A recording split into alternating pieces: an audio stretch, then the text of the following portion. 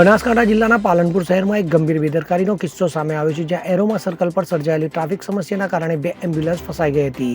તો આ ઘટનાનો વિડીયો સોશિયલ મીડિયા પર વાયરલ થઈ રહ્યો છે, જેમાં 2 એમ્બ્યુલન્સ સતત સાયરન વગાડતી જોવા મળી રહી છે. તો મોડી રાત્રે સર્જાયેલી આ પરિસ્થિતિમાં લગભગ 4 કિલોમીટર સુધી ટ્રાફિક જામ થયો હતો.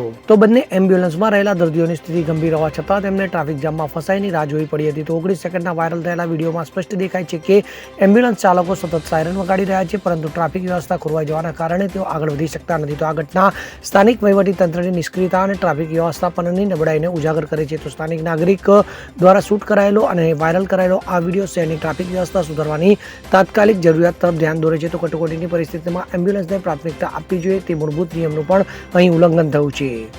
Bureau report CN24 news. હવે જુઓ દેશ દુનિયાની તમામ ખબરો તમારી આંગળીના ટેરવે.